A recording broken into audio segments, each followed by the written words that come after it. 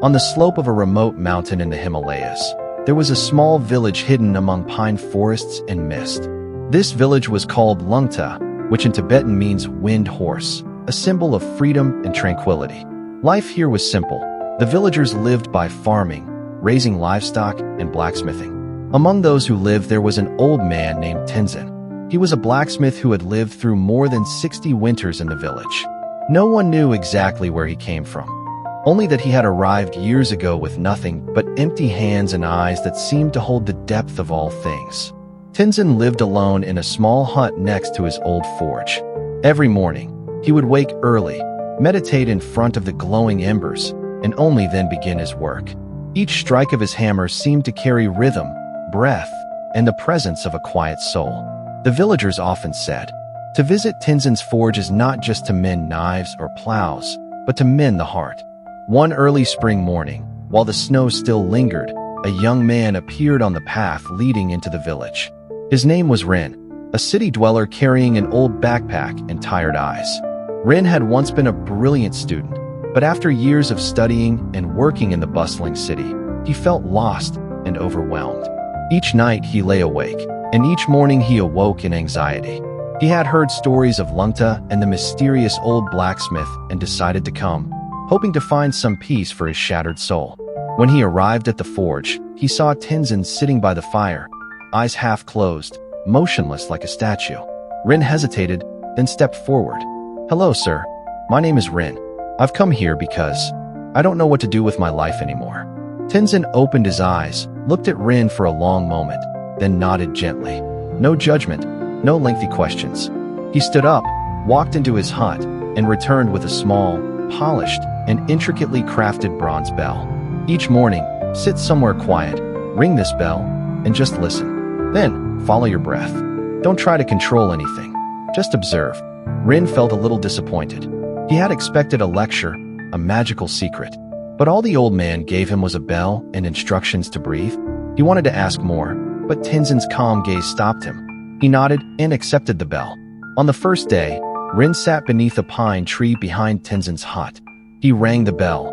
Its sound echoed through the morning air, drifting into the wind. He closed his eyes and tried to follow the old man's advice. But within minutes, his mind began to wander. Am I wasting my time? Maybe I should just go back to the city. Or at least do something more productive. The rustling wind and distant birdsong brought him no comfort. Day 2, day 3, still the same.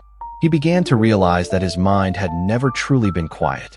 It was like a monkey, jumping, screaming, never still. But Rin persisted. By the 10th day, something began to shift. When the bell rang, he could feel the sound sink into every cell. There were fleeting moments, very brief, when everything inside seemed to stop. A stillness, a peace he had never known. On the 15th afternoon, Rin sat by the forge with Tenzin, sipping hot tea. They began to talk more. Does meditation really change your life? Rin asked. Tenzin smiled. Meditation doesn't change life. It changes how you see life. And that changes everything. Rin sat in silence. The words drifted through his soul like a gentle breeze.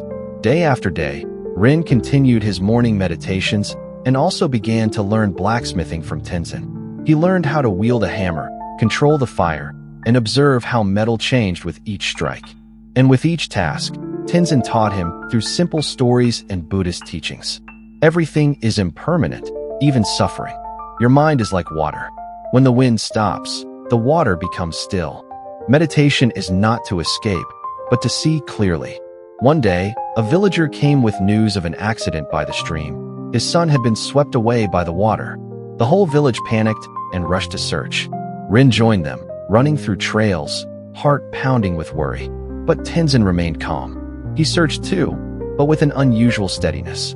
When they finally found the boy safe, trapped behind a large rock, Rin asked him, "How were you able to stay so calm when everyone else was panicking?" Tenzin replied, "If the mind is chaotic, our actions are likely to be wrong. If we keep stillness, we can help others see clearly."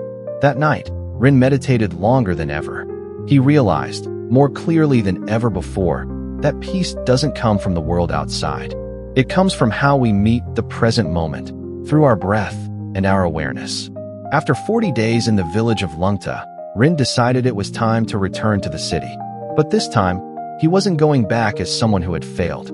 He was going back as someone who had found his path. Before he left, Tenzin handed him the old bell.